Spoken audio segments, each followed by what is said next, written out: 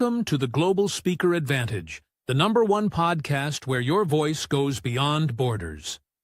Hosted by Oliver Shum, international speaker and coach, this show is for speakers ready to grow influence, land paid gigs, and make a global impact. Tune in every Tuesday and Friday weekly for insights, interviews, and strategies to help you thrive on the world stage. Let's go global. Here is Oliver Shaw, and this is again the Global Speakers Advantage podcast. Today is another amazing day, and we're having a really amazing guest in the house with us, which you're going to be discovering shortly.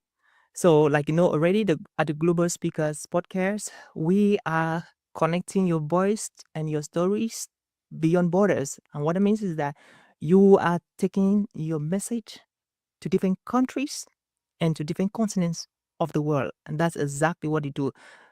My dear friend, as you know, my job is to help professional speakers, aspiring speakers to take their messages beyond their countries, beyond their continents, and beyond the entire borders where they are confined or located.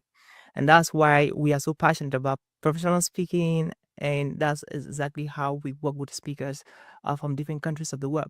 And with me in the studio is a phenomenal, fantastic, a transformational keynote speaker.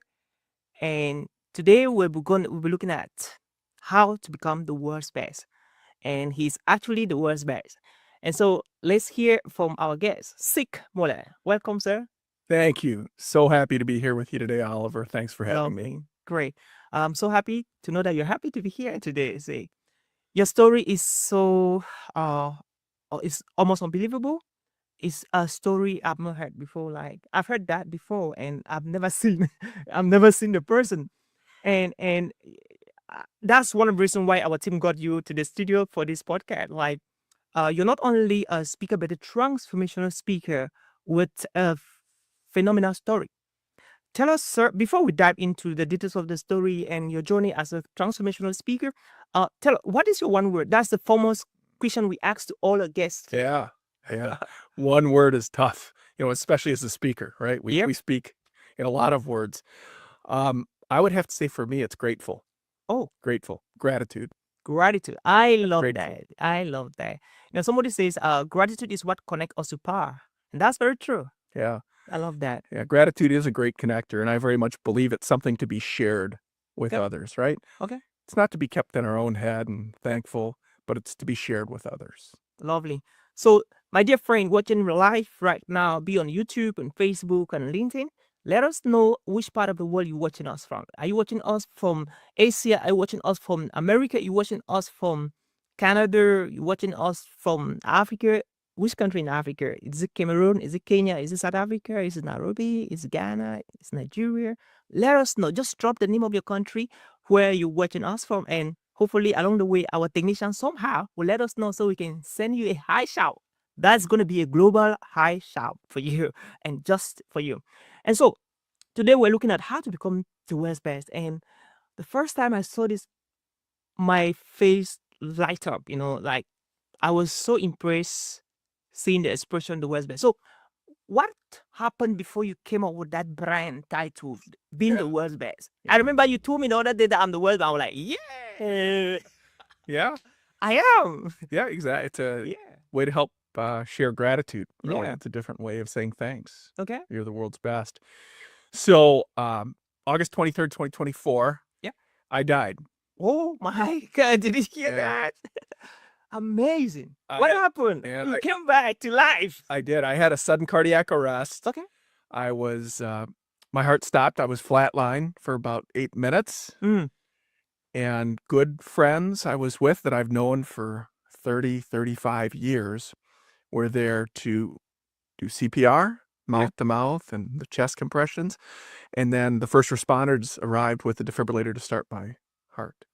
And so I'm alive today because of that. But I think of that as a heart-stopping moment. Mm. And we don't have to have a heart-stopping moment that involves the hospital and ambulance and a defibrillator and 7 days in the ICU. It's a very personal thing. If you think about, we all have them, Mm. right? They make us stop in our tracks. They make us pause and think. They make us reflect Mm. on what's really important. What are our priorities? Could be the birth of your child. It Mm. could be getting married. It could be a big presentation at work to the board. Yeah. It could be taking a loan for your first business. Mm. There's a lot of things that could be heart-stopping moments. We all have them. Wow. And it's really how do we respond to them Mm. that matters. Wow. Unbelievable. And like that's so amazing. That's so amazing. I really love that. And you died for 8 minutes, and after then something happened. You came back. And like being a man of faith, I see how your mission on earth was not done yet, and God brought you back to finish your assignment on earth. And I love that. So tell us, tell us, you came back. Like, can you tell us, watching, and especially I guess watching, how was it like when you died? How was it like to be dead? Yeah. Yeah. So that day I golfed, a nice course out by Lake Minnetonka in Minnesota here. Yep. Anybody that wants to look up on the map from across the globe, with a group of friends. There were 12 of us total that I'd met from General Mills, Okay. 1994. Wow. These people became my best friends in the world. We were there for the birth of our children in the hospital, graduation now, college of our children, catching up. Yep. Catching up on the golf course and just chatting. It's like, hey, what's going on? How's being an empty nester? Half of them live out of town, half of them are in town here. And it was my turn to share, and they kind of said, hey, what have you been up to, Sig? And I said, well, you guys remember when I left General Mills, I went to work for that defibrillator company, a company called Survival Link. Okay. Survival Link pioneered automated external defibrillators. So before that, defibrillators were in hospitals and ambulances. We were the first to put them in airlines, in golf courses, police cars, out where people, the real world, where people actually have cardiac arrests, because it's really a key to saving lives. So I shared with them, you guys remember that company I went to? We had a 25-year reunion 2 weeks ago of that defibrillator company. They're like, oh, yeah, I remember that, Sig. I'm like, it just reminded me how important it is to do CPR. Wow. I said that to the people that were going to do CPR on me later in the day. So you talk about faith. I think something brought me to that moment. A God incident, some people call it. I think of it as my guardian angel. Yeah. Pretty remarkable. We finished golf, and I decided the golf course, bad place to have a cardiac arrest. I think they actually had a defibrillator there. Okay. And I said, as though I had a choice, Yeah. where I was going to have my cardiac arrest. Pretty remote area, far from a hospital. Later that night, same group of people. We were at a barbecue in the backyard. And interestingly, the same home that 2 years before my son had had his groom's dinner at when he was married. Exact same place. Almost to the date 2 years before. And that's where I had my cardiac arrest. And there's a picture of me sitting out at a bar in the backyard by the outdoor pool with 4 or 5 of my friends. I don't remember that picture being taken, but it was taken 2 minutes before I died. And I think at that point, something had happened where I maybe wasn't feeling right, and I certainly don't remember it. 2 minutes later, my friend Paul walked around to me where I was sitting, and when I died, he caught me. Okay. He laid me on the ground. He and his wife gave me CPR right there. Takes a special friend to do that. These were all the people I've known for 30 plus years. That started a series of 2 to 3 days that I don't remember anything. So they call it anterograde amnesia. So 8 minutes, I'm dead. I didn't see anything. I don't remember anything. Some people talk about dying experiences. Maybe they have a vision or see things. Yeah. I don't remember anything. And I got to the hospital with a couple friends that went in the ambulance with me. And then a series of events over the next few days, which I'm happy to recount, really led to my current mission. Okay. So 2.5 days, 3 days of my life, I don't remember a thing. I came to. I was talking to people just like we're having a conversation right now, Mm. Oliver. And I had this anterograde amnesia. Okay. So what that meant was I remembered everything in my life before my cardiac arrest. Oh, gotcha. So if I met you before that Yeah, day, I'd yeah. remember your name. I'd Okay. remember everything we'd done together in our lives, all of that. Oh. But I couldn't form new memories. Okay, of what happened when you were there. Yeah. Or those first 2-3 days. Yeah. So if someone came to visit me, if Mhm. the doctors told me you had a cardiac arrest, Mhm. 2 minutes later, I didn't remember who visited. I didn't remember what the doctors told me. It was my own personal Groundhog Day. Okay. So I'm in this state of anterograde amnesia. And so everything I learned later from my sister Maria, from family friends, from the caregivers, Mhm. because I didn't remember any of it. They had to fill in the gaps in my life Okay. that I couldn't remember. And give you an example of it. So the first 2 days, the phlebotomist would come and draw my blood about every hour. Mm. And so, Oliver, if you were my phlebotomist, you'd come into the room and I'd say, "Hi, what's your name?" Mhm. "Oliver." "Oliver, you are the world's best." Okay. You said that unconsciously. Yeah, Oh my I God. had no idea anything Okay. I was saying. And then he'd say, "I'm here to draw your blood. My name's Oliver." And Mhm. okay, great. You'd come draw my blood. You apparently were very, very good at it Mm. because I would tell you 5 more times before Mm. you left the room that you are the world's best. Wow. Unconsciously. Unconsciously, I had no idea I was doing this, but something in the back of my mind made me say this. Mm. You know, many more experience. I had a good friend of mine come in, Mike, and ask if he could pray with me. Mm. And he said a prayer. We said it together. I don't remember that. That's kind of on the edge of, I remember he came, but don't remember the details. One of the more funny stories Mm. is, and this hopefully is okay on the podcast, um, is the nurse. You know, this is the first time in my life I couldn't take care of myself. Mm. I was a all-American high school swimmer, state champ, Division I swimmer, leader of teams in the corporate world. For the first time in my life, I couldn't take care of myself at all. I couldn't get out of bed. I couldn't go to the bathroom. And so my sister, God bless her, and you know, she can give testament to this. It's the only reason I know the story. The nurse came in the room on day 2, Mm. I still don't remember it, and said, "Do you have to go to the bathroom?" Mm. And I said, "You are the world's best?" "I think so." Wow. So she proceeded to get the bedpan while I'm laying in the bed. Yeah. And help me go to the bathroom. And I told her, "You are the world's best," several more times. Okay. And then, you know, she took the bedpan away. Yeah. She wiped me. I couldn't even wipe myself. Okay. And she says to me, "I'm all done." And I said, "That was the world's best wipe." Wow. Okay. And then finally, Yeah. I'm done. She's wiped me. Yeah. That's great. And I looked around with great satisfaction at whoever was within earshot.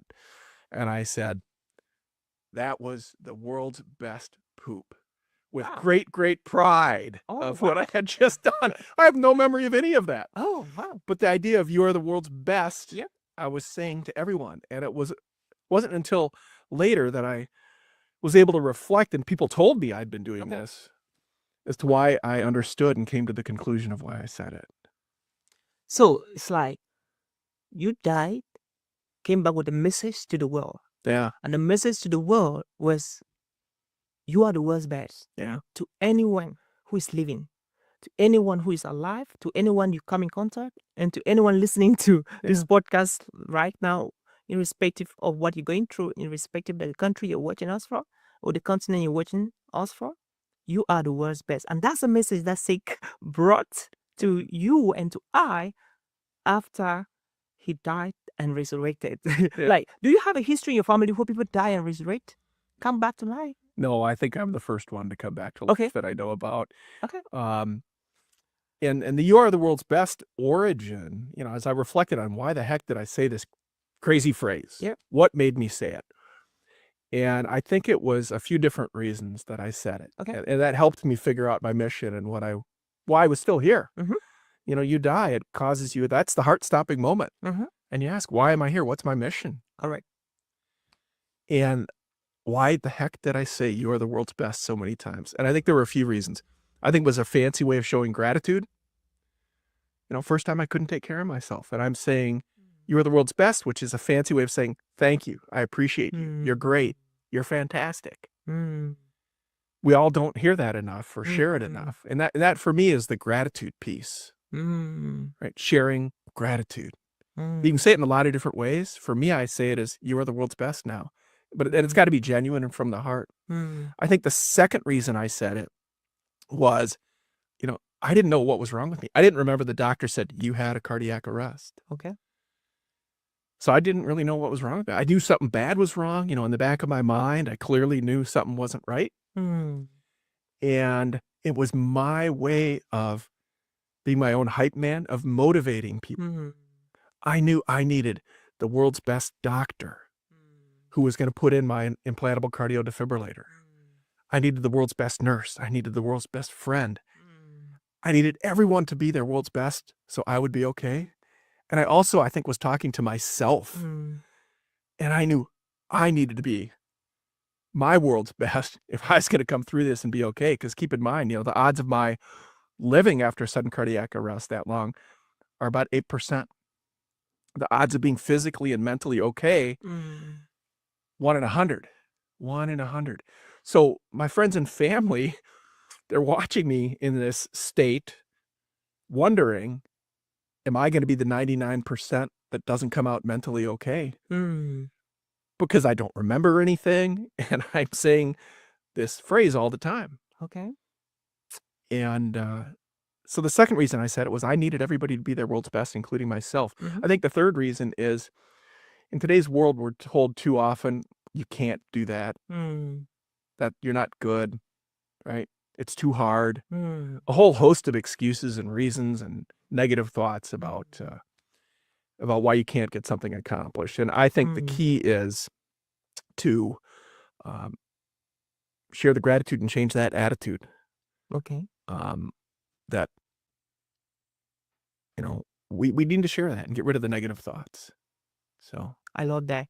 And to all our followers on Facebook, LinkedIn, and YouTube, thank you so much for your amazing comments. We really appreciate that. And thank you so much. Pretty good. Amazing. Okay. Keep on bringing in comments. If you free, you have words to Sign Muller, the man who died, and after 8 minutes, he came back to life. If you have any word or comment for him, drop it down. Thank you so much for dropping all of that. We really appreciate it. And so, this is kind of a global podcast, and we have listeners from all around the world.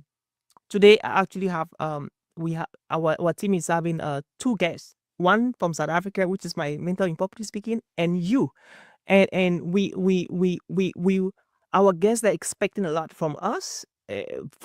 Especially from the questions and interaction, and I just want to ask the right questions that if the guests were to ask you, they would do. yeah, And so I really want to do justice to really be able to get the information that they will need to be the world's best, even as they listen to us now, and Sure. even those who will be listening after the podcast will gone live. yeah. So, what experience and what message do you have to somebody listening to us right now who has always been average?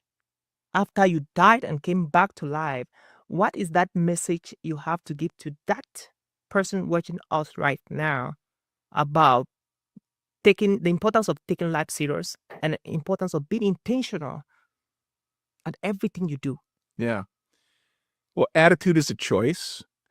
I believe we all have the power, talent, and capacity to be the world's best version of ourselves every day. But we have plenty of days where we're not. Everyone does. That's normal, right? We have plenty of days I'm crappy Sig or you're crappy Oliver. Yeah. And we don't like those days, Yeah. right? And the people around us don't like those days. But the key is to have more days that are the good days where you are the world's best for yourself and for those around you. And that will elevate your performance.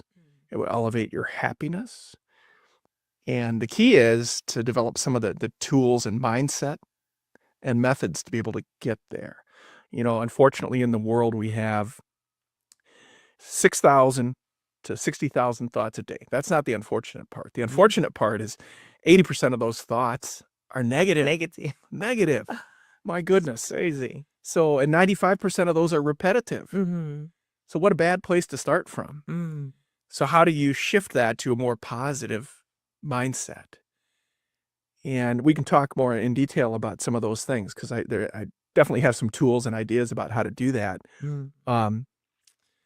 And one of the things that jumps to mind for me is the final piece kind of my story in that 2 months before my sudden cardiac arrest, I was fly fishing with my son in Montana.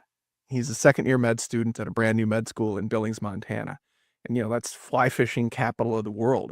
It's among the best. And we're on the river all day with his pastor. Mm.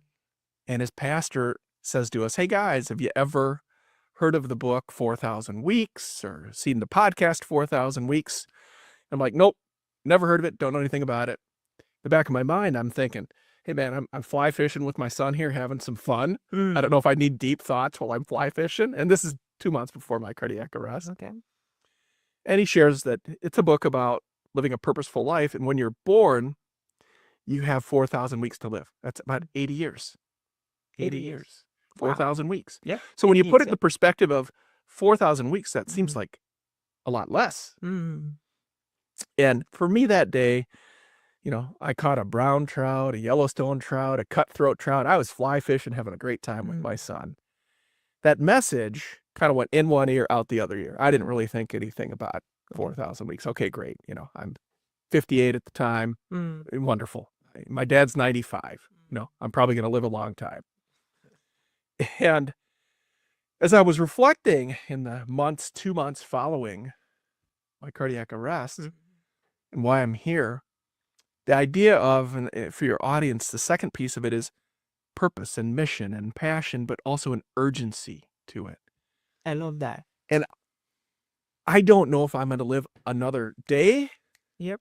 I don't know if I'm going to live another year Mm. or until 95 like my father. Mm. It can feel like PTSD is real, Mm. I felt like maybe a bullet is chasing me and I don't know when it's going to hit me again, if I'm going to have another heart event. And how do you cope with that? Because when something like that happens to you, every heartbeat that's stronger, every muscle that twinges makes you pause and think, am I okay? Is it going to happen again? Mm. And we all have those kind of things that we tune into more, right? And sometimes they're traumatic things. Sometimes they're good things. And I reflected on the idea of 4,000 weeks and said, I have a choice. My choice is to stop living life and worry and be afraid and curl up in my home and stop living my life. Or I can put a stake in the ground and say, okay, I don't know how much I have left, but I'm going to live my life as though I have 1,000 weeks left. 1,000 weeks. Wow. It's 59. That'd be 79. That'd be pretty good. But in 20 years, right, 1,000 weeks, Yep. I have a lot I can do that's good. And I can execute a mission and I can help others in the world. And then you take it a step further, say, okay, 1,000 weeks, 20 years, it still seems like a pretty long time. Mm. But if you break it down, you have 20 summers, Yep. 20 Christmases, 20 Easters, 20 of whatever's important to you if they're annual events. Each one of those is 5%. 5%. 5% of the 20 years. And that, to me, created some of the urgency and purpose. If I look at 20 years, and I know my cardiac arrest was 34 weeks ago and 4 days. I will always know how many weeks it is because I bring a different urgency and passion to each week in terms of getting things done. I have to balance that still a little bit with physical rehab and recovery, but I'd say I'm 90+% there and I'm going to get to 100% no problem. And you take it down a little further and you say, how do you spend your time? The average person in a day checks their phone 205 times, is on social media for probably a little bit over 3 hours. And you could go on and on with the list, watches TV for almost 3 hours, and say, is that time well spent? Is that time well spent? Is that my mission? Is that my purpose? Am I helping others? Am I making the world a better place? And apply 5% to your personal life. 5% of 24 hours is 72 minutes. Not a long time. 5% of 14 hours, because maybe you sleep and have fun and do other stuff for 10 hours. You got 14 hours left. 5% of 14 hours is 42 minutes. So figure out what's important to you, what matters, what your mission is, and spend, my goodness, 5% a day, 42 to 72 minutes.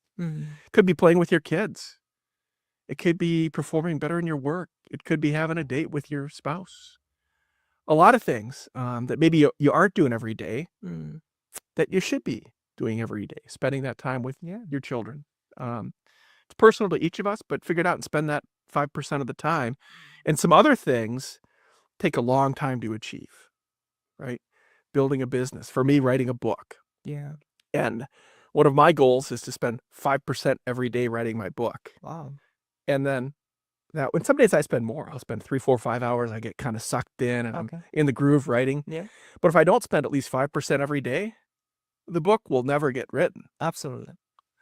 So I think there's an urgency to today in spending the 5%, but then a purpose to how are you spending your time in the long term. Wow. That's so intriguing. See, and this is interesting because obviously every human being is given 8,600 seconds every single day. Like you get up from bed, you've been credited to your account of time 8,600 seconds. And some people really say, especially business people, we are all business people, they say time is money. Like time is money. Like I don't really believe so much in that. But again, time is life. Because if you waste your time, you waste your life, just like you're saying. And I love the fact that you talked about urgency. Let's have an urgency, that mindset of urgency in everything we do. And that is, those are what the world best are doing. These are the things that the world best do. They are always urgent in what is that mission that they're pursuing.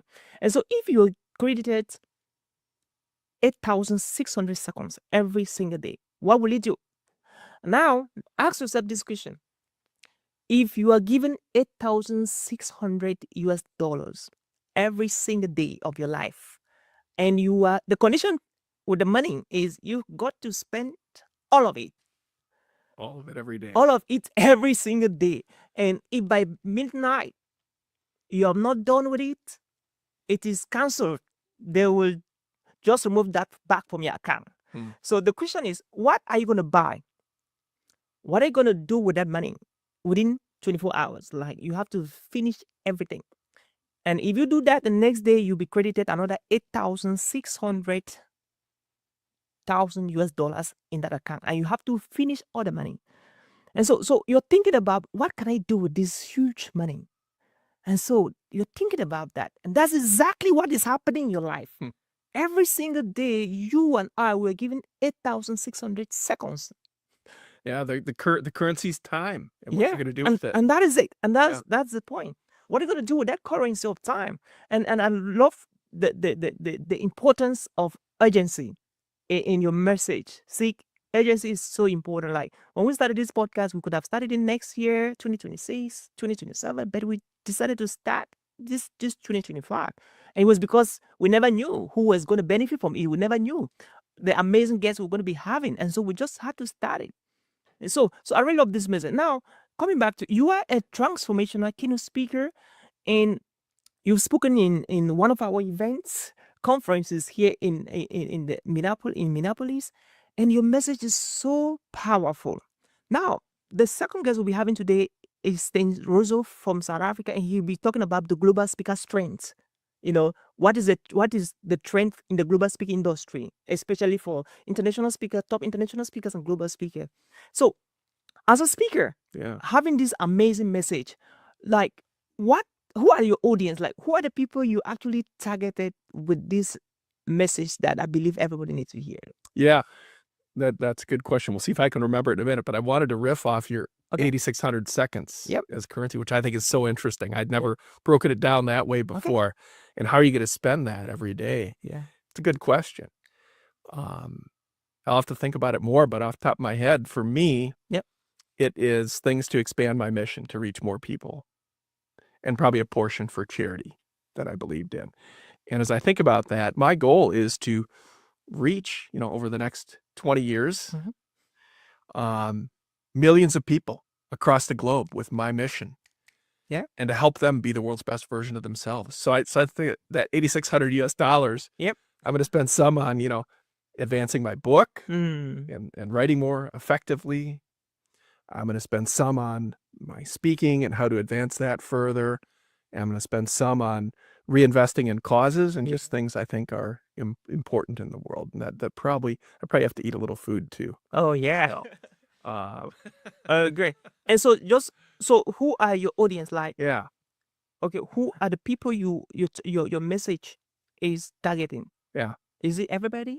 Well, I think the simple answer is everybody. Okay, I've sure. been speaking a lot at faith groups. Oh, faith groups. I've been speaking a lot at corporations. In corporations, it's really about the company, the team, and the people, Mhm. and how do you align all of those things to fire on all cylinders, and the organization and the team and people perform at their world's best. Awesome. And I do some individual coaching as Okay. well. Not too much. I feel like you can make a difference one-on-one like that, but I feel whether it's a workshop, I'll do workshops at companies, half-day, full-day workshops.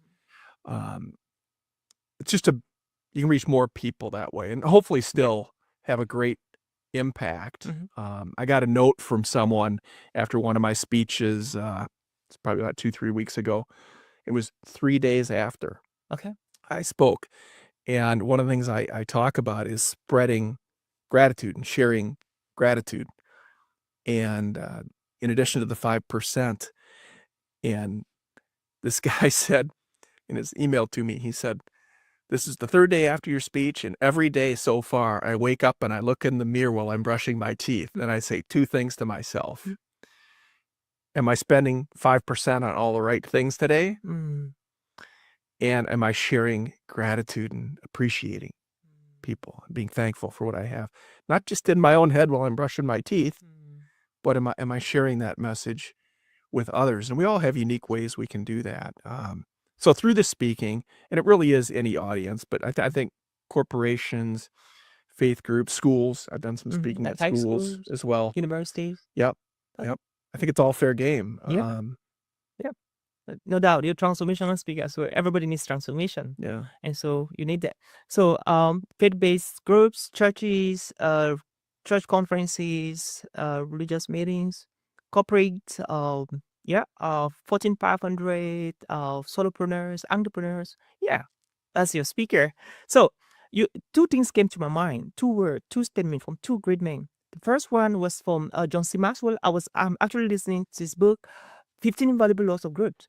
And in chapter 3, 4, he talks about a very powerful concept that every morning when you get up from bed, say, do it now, do it now, do it now, like 2,000 times. And it's amazing. I started practicing that. It's amazing. Like that talks about your message, urgency. Yeah. Do it now, do it now, do it Yeah. now, like 2,000 times. And you are reprogramming your reticular activating system, which is part of your unconscious mind, Yeah. to get things done and stop giving excuses. Yeah. And secondly, I was listening to one of my I followed him on YouTube. He's an amazing speaker and a coach, Myron Golden. He said something so powerful. Like, people talked about soccer, they talk about football, they talk about celebrities, how much money they're earning, which cars they're riding, which private jet they have, and they argue so much about it. They spend a chunk of their time, which is their life, talking about people's wealth. And those people don't know them. Yeah. They never think about them. And he was like, I don't have a TV in my house. I don't watch TV. I don't talk about people. I just focus about my assignment, my mission, my work here on earth, and I make sure I go do it. And so what do you have to say about that? Because some people, especially they do so in some countries, young people spend a chunk of their time idling, complaining, blaming their parents, the government, blaming the ecosystem, like literally blaming their uncles, the aunties, and almost everybody for why they are not making it in life and for why they are having the kind of faith they have. And I believe that, and the time they have, they watch TV, they watch football and they do stuff. And I know they waste their time, they blame everybody. Like, what message do you have to those people out there watching us right now, please? Yeah, I think two things. You have to figure out how do you reprogram your mind to have a positive attitude. Okay. And one way is surrounding yourself by positive people. I want to be around people that are doing their best and encourage me and tell me great job, and I want to share that with others too. Along those same lines, you can start a gratitude journal. Every night before you go to bed or every night when you wake up in the morning, just write down 3 things you're grateful for. But then take it to the next level and, the next day or later that day, depending whether you do it at night or in the morning, share that with people. I love that. You're writing it down in the journal. The other thing I think is super important. So you talked about negativity, but then also how people spend their time. And I actually have a chapter about this in my book. Okay, good. Play. Okay. Play. I think play is super important. Oh, yeah. Yeah. Play heals the heart. Okay. Play is good for the soul. Play unleashes our imagination. Which kind of play? Then? Well, everyone plays in different ways. So for me, my play is scuba diving is one of the ways that I play. Okay. And in fact, this is kind of a crazy story. The 4th day in the hospital, the Medtronic rep came in and said, "Sig, we're going to give you an implantable cardio defibrillator." Okay. And told me all about it, the technical specs and everything. And I proceeded to ask him a whole bunch of questions. And I knew some of the questions because 25 years ago, I'd worked at this defibrillator company. What's the waveform that, it would shock me with if I needed it? What's the delivered energy of the device? All these kind of technical things. And he was great. He knew all the answers and finished. And I still, even though this I remember, right? It was day 4. I told him when he walked in the room, I told him as he's explaining it to me, "You are the world's best" multiple times. Oh, yeah. Explaining it to me. And he's starting to leave. And I said, "But I only have one more question for you. And it's the most important question. Okay. If you put this in me, can I scuba dive anymore?" Mm. And his response was, "I don't know, Oh, but I'm going to find out the answer for you." oh, lovely. So he came back later that afternoon and he used the word contraindicated about 20 times, I think. Okay. He said, "Sig, that's contraindicated." No. Meaning, and he explained that if you're underwater, diving at 70, 80 feet underwater and your defibrillator goes off, well, number one, it went off probably because you died or your heart was really screwed up. Okay. And you're probably going to drown after it goes off. I said, "Okay, I understand that risk." And he proceeded to say, contraindicated, can't do it more. And I said, "I understand that. It's something I want to do. Will the defibrillator, the ICD, withstand the pressure of diving?" Right? Because the different atmospheres, right? It's like when you go elevation in the mountains, the pressure's less. When you go underwater, the pressure is very strong. That's why you have to clear your ears when you go underwater. It's because of the pressure. Okay. And he said, "Well, it has been tested up to 100 feet underwater. Okay. So you could scuba dive up to 100 feet. Oh, wow. Which is fine. I mean, most of the scuba diving, 60, 70, 80 feet at the most. Occasionally, you might want to go deeper. I said, "I understand the risks. It can do it." And he said contraindicated a few more times. And then I told him, "You were the world's best." And I looked at him and smiled. And I said, "All right, let's go ahead and put it in." Okay. I don't think I had a choice. I think we were putting it in regardless. Oh, nice. But for me, preserving that ability to play is super fulfilling in my life. Oh. And we all play in different ways. It could be on the soccer field. Yeah. It could be playing a game of Catan or Monopoly with your kids. But it causes you to pause, suspend judgment, Yeah. be present. Releases innovation. Yeah. There's no mistakes. You just play. Yeah. And it's very freeing and healing of the soul, healing of the heart, and brings relationships closer together. So I think play is one of those things you should be doing 5% of the day. It's not just work. Yeah. And then I didn't have any fun today. I didn't play, which we do a lot. Yeah. I know in my career, I'd work sometimes 20, 24 hours a day if that's what was required. Hmm. And you can burn out pretty quick that way. You can have a lot of health problems that way. And I think you can have a richer, fuller, more productive life Hmm. by incorporating an intentional way to play Hmm. every day. And you're at work, at home, Hmm. at the gym, Hmm. whatever that is. I love that. You were kind of talking to me, say like play. Like I'm like, how often do I really play in a day? Like I rarely do that. And could you? By the way, I play once in a while with my daughters. Like my last daughter, we play on the camera, do stuff, but that's not a lot of time. And cool because I spend most of my time, especially my morning hours. I go to the gym. I do a lot of stuff. Yeah. Exercise. Could that be part of playing? I don't think No, so. I think going to the gym can. Okay. For me, I do a lot of group classes Okay. at the gym. So they're with other people, they're to music. Okay. It could be yoga, it could be doing aerobics. Okay. Could be lifting weights. Yep. You know. I love that.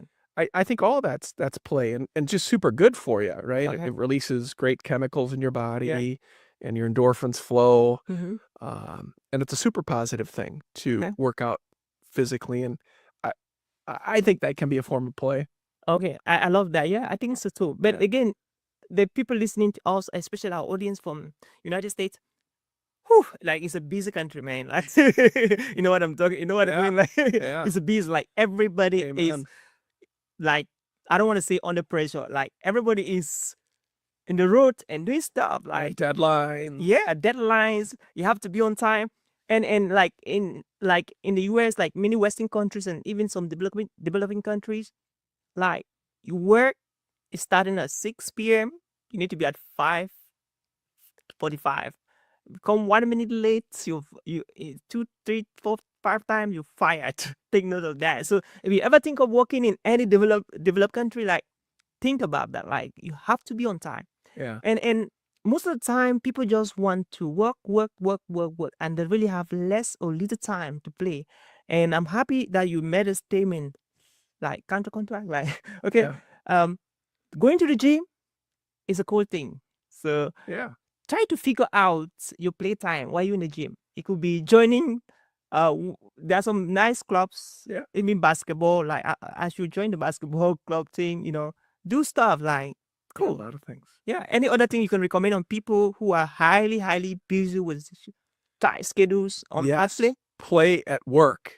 Oh, Play at work. And how do you do that? I'll give a few examples maybe from my career. I worked at General Mills. One of the brands I worked with was Betty Crocker. A lot of people know Betty Crocker. I think she travels around the globe, but she's about baking. And that's one of General Mills' big brands. And this was probably the late 90s, 97, 98 timeframe. And we were looking at how could we innovate baked goods, muffins, cookies, all that kind of stuff.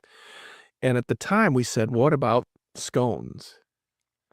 And scones at the time, they weren't the fancy, white chocolate, raspberry, jalapeno, cheddar scones. They didn't exist in the market. A scone was this bland, dry thing from Britain. okay. Universal around the globe, but it was really not that good tasting. Sorry. But it just wasn't. It was bland and dry. Okay. But we said, how could we innovate that? So we got everyone together across multiple functions, operations, marketing, sales, and went to the Betty Crocker kitchen. Mm-hmm. And our challenge that day was to make a better scone. And we had toys in the room. We had 100 different kinds of candy in the room. We had, 30 different kinds of cookies in the room, and some other things as well. And that was our toolbox along with, flour and everything else. And just on our own, no matter if we had a little baking experience or a lot, it was make a fun, different scone you think people would like. Okay. And some of them were horrible. Oh my God. Some were horrible. Okay. But you know what? That shared experience Yeah. and laughing at that scone that Oliver made, Yeah. we called it the garbage scone. Okay. I like that. And when we ate it, Yeah. we had to use the kitchen spittoon Oh, because we couldn't even swallow it. it's crazy. It's not a criticism. Yeah. It's in the spirit of play and having fun. And there were some really good ones we made too. But out of that, Mhm. we came up with some really cool innovations to make a better tasting scone that was moist in a better form function for the channel we were serving. That's play at work. Yeah. And I like can that. give you some more examples, but Okay. it frees the mind. Yeah, that's right. Yeah. And so our guests watching right now, yeah, well, I'm a very practical person. So our guests watching right now, they want us to do something. This is work. This is a studio. So maybe you want to grab your bottle of water. All right. Okay. Let's do some 30 seconds play. Okay, you three. Oh, okay. Let's go again. Let's go again. Okay, let's do the difficult part of it now. We exchange. Uh-oh. You juggle a little. Yeah. All right. Oh my gosh. Oh, that's what he had his leg there, kind of laying on the chair. You got it? Oh, I got it. There we go. I got it. Let's go again. All right. Okay, let's go again. Oh, let's go again for last time. Oh, there we go. And really fun games you could do. You can set it on the table. Yeah. And do the idea of, can you flip it and let it land on itself? Okay, let's go. I'm not very good. But the goal is to flip it and make it land like that. Okay, let's We- try. Oh my gosh. I know some people that can do this in one try. Okay. I could probably try it 1,000 Maybe- times Yeah. and I wouldn't be able to do it. But some people are really good at that. Just a I crazy, like that. silly way to play. Maybe one of our guests could come to the studio and do that. Like, okay, you flip it.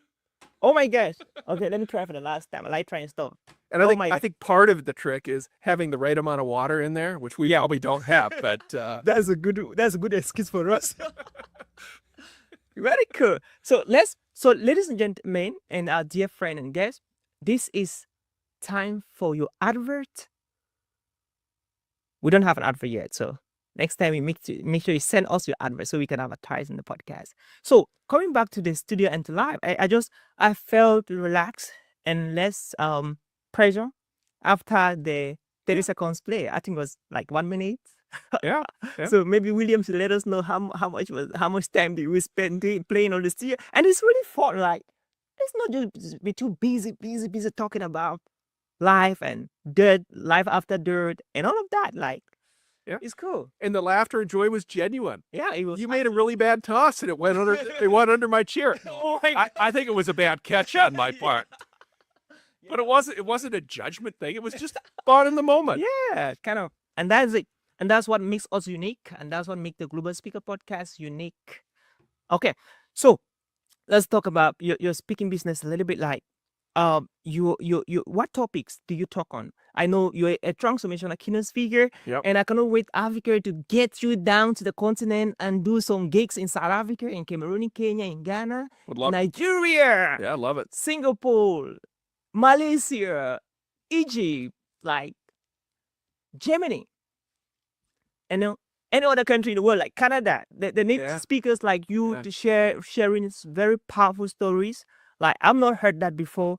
The only person I heard he died and resurrected is Jesus, And apart from that, I think you're the second person. And good enough, you just had 8 days, not 3 days. So, so there's a big difference. Yeah. So, what topics do you talk about, say? Yeah. So a couple we've touched on today. I have a whole keynote speech on gratitude. And, all of the speeches have in common, I share my personal story. Wow. But then it's gratitude. And how do you apply gratitude to your life? And some of the things we talked about with, journaling and with positive people. It's a whole focus on how can you walk away with the right mental mindset and Okay. tools to have the gratitude Mm. attitude. Okay. One of my other topics, I spend a whole keynote on the 5% rule, Oh, which the I call it 5% the rule. 5% rule. Yeah. And spending 5% intentionally on the right things, or 5% over time to accomplish your long-term goal. And not everything's 5%, right? Some things you need to spend 10% or 15% or 20%. So you can chunk it out and think about multiples of 5%. And maybe someday some things should be 50% of Mhm. what you do. You're on vacation with your family. Mhm. You should be 100% present, having fun. Yep. That day. Mhm. And I also talk about play Okay. Wow. and how to innovate Mm-hmm. with play and make that part of your everyday activity Yeah. across your life, Oh, yeah. Man. not just in one segment of. I love that. Hey, dear friend. When was the last time you played? Like, when was the last time you played? Now, do you have a plan to play every day? At least for 5 minutes. It could be 10 minutes, it could be 15, depending on your work schedule. That's so important. Like, it helps you to be more innovative, creative, just like you heard from our guest, see? So, why not come out with a plan, with a schedule? Like your daily, like your weekly, your monthly, and a yearly playing schedule. Because that's going to help you to be way, way innovative than you ever thought about. So if it was you, because I'm making my own plan to play intentionally. And that is one of the things that will make you the world's best. Yeah, Yeah. absolutely. Yeah. It's being, I call it consciously competent. Mm, Be with intent, Yeah. consciously competent. So, and then it becomes second nature. It becomes a habit. mm, But maybe initially saying thank you to people Yeah. is not something you do regularly or certainly often enough. So how do you build in the routine of saying you're great, you're fantastic, thank you? Mm, For me, I have a post-it on my mirror so every time I shave or brush my teeth Yeah. or wash my hands, Yeah. it says you are the world's best. Oh, wow. And that's telling me to be my world's best every day. But also I take it as a reminder that when I go out into that world, to say that to other people. Wow. And before we talk about 3 practical things that every person watching us right now, who is even going to watch us after, can start doing to become the world's best. I just had an experience. The other day, one of my colleagues said something, which for the past time, nobody said that to me. So she said something like, "Hi, Oliver, I don't know if I've told you this before. I just want to appreciate you. You're committed to your work, you're diligent, and you're curious, like you're inquisitive, you want to find out the right things to do, and you do them." And that was like a jar, like it was so powerful. And I was like, who said that to me before? Yeah. Like I really did not just figure that immediately. And that really inspired me a lot. And this is what I did. I sent a text to my wife. I'm like, "Hi, Laura." I just sent her a text telling her that I'm proud of her, what she's doing with the kids and the family. And she was like, "Wow." And our response was like, "Wow, thank you, my husband." Made her feel good and it made you feel good too. Absolutely. And that was not all. Yeah. I went to the director of the Texas Institute of Public Speaking school in Africa, Milton in Cameroon, and I sent him a text. I'm like, "Hi, Milton. You're doing an amazing job. I love what you're doing. The student you're training every month, the result you're giving the institution is so amazing." I almost told him that you're the world best. So next time I'll tell him. anyone who wants to say that, go for it. Right? Yeah. Just make it genuine. Absolutely. Yeah. And look at what happened. Somebody gave me a word of gratitude, positive feedback, and it had a ripple effect. And I didn't keep it for myself. I was able to share to my wife. I was able to share to my director in Cameroon. Yeah. And it's and I don't know if they will do that to other people. And I think about that's so powerful, gratitude. Yeah. And like I say, when we started this conversation, gratitude is what connects us with power. I had a lot of doors opening to me around the world because I have learned to always say thank you to whoever ever helped me in whatever way or in any little way. Yeah. So just go back to the person and say thank you. Because there are a lot of people out there that they can help, but most of the time they don't help. But the people who go out of their ways to help, they deserve gratitude. They deserve that feedback of appreciation. That's what I believe. Yeah. So going back to you, Simone, Yeah. you're such an amazing speaker, and I cannot wait to see you more global stages. What do you have to tell our audience watching right now and those who will be watching after? Maybe 3 things, maybe Yeah. 2, maybe 1 thing, Yeah. on what they can do to stand out wherever they are, whatever organization they're working in, whatever project they are right now onto it, on how to become the world's best. Like, let's not just talk about it, but let's be practical. Let's live it. Yeah. So part of it starts with a belief, and I really do believe that you all are the world's best. Within each of us is the power, capacity, and talents to be the world's best. So it's a mindset to want to be the world's best for ourselves, our friends, our family, our coworkers. So it's being consciously competent for that. Then make gratitude part of your everyday life. You talked a lot about that in a great way, Oliver. Thank you. I think, play every day. Yep. Bring that into Okay. your life. Mhm. And practice 5%. 5% on what's important in your life. Focus on the right things. Find your mission. If you're blessed to find your mission, find your passion. Spend 5% on the things that are important in your life. So I think between those 3 things, if you can have gratitude, you can play, Mhm. and spend 5% intentionally on what's important. That's a pretty good start. Wow. Even if you just picked one of those things, Mhm. make that a habit. Mhm. Make that a habit. Master it. Then go on to the second thing. Or if you feel good that all 3 you want to tackle today, go Yeah. for it. Great. Go for it. So number one, we have to believe and have gratitude. You first have to believe that you're the world's best. That mindset, and then have gratitude. Like, be grateful for life. And I think everybody has something to be grateful. You could be listening to this podcast right now, and you're in jail, you're in prison, and you're like, I don't have anything to be grateful for. It's a lie. That's not true. I believe it's not true because you are alive. There are people right now in the mortuaries. There are people even if you're in the hospital right now, in the surgical ward, you still have something to be grateful for. No matter what you're going through right now, you have something to say thank you for that single thing. And so the second one was Play. play. Yeah. Play. You just saw how we played, and it was fun. So do the same thing, play. And finally, practice 5%. 5%. Yeah. All right. Like, what are you doing right now? You have to dedicate 5% of your day to practice what you want to major on. Like, I put it that way. Like, we have the minors and the majors. So what are you majoring on? What do you want the world to know you for? Practice at least 5% every single day. And for those of you who are in the corporate right now and you have a dream, you have a desire, something you want to achieve. Maybe you want to become a corporate speaker, a trainer, a keynote speaker, a transformational speaker like Sign Muller. And you're like, what the heck am I going to do to get out of the corporate, to get into that? So maybe you just have to start practicing 5% every day. Yep. Your keynotes, get your family together, get your colleagues together, start practicing. And good enough, if your work can permit you to speak, start from there. And then before you notice, they'll be inviting you to speak left or right, just like they're doing to our guest today, Sign Muller. And so that is so powerful. And I think if we can begin to do these things, we've talked about these 3 powerful things, your life would never ever remain the same. And I know people will be like, there's something I learned. A lot of people, I'm sorry to say this, a lot of people are intentionally lazy to live their dreams, to go do the things that they're born to be doing. And it really hurts me a lot. And I think a lot of times it's fear.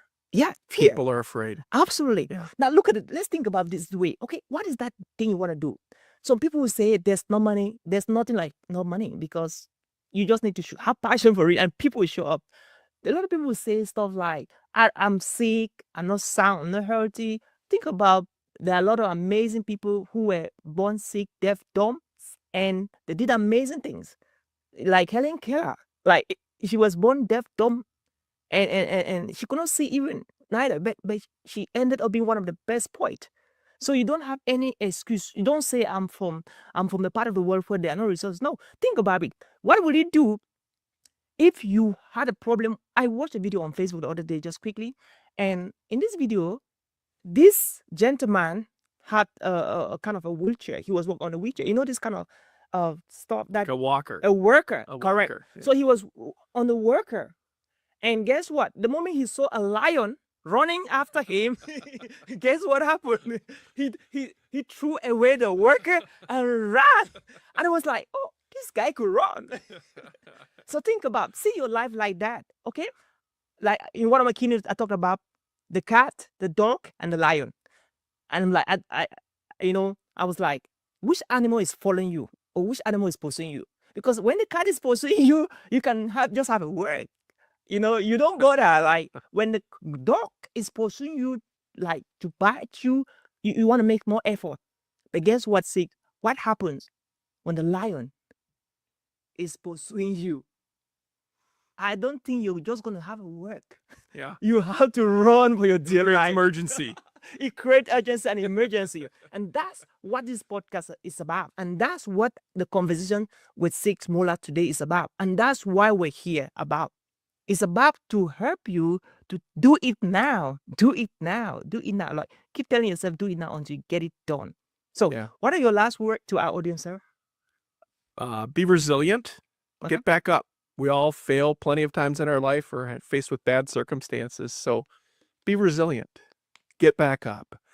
And then I'll mention also, I'm writing a book. I think I Oh. touched on that a little bit. I can't wait to read. So super excited about that. I'm targeting releasing it August 23rd, 2025, which would be my 1-year anniversary of my cardiac arrest. Wow. I have a lot of writing to do between now and then, but that's the goal that I'm working towards.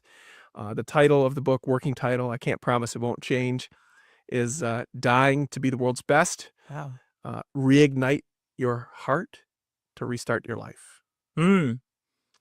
So Get ready to grab it. yeah, man. yeah. And then, my speaking, people can check me out at betheworldsbest.com. Yep.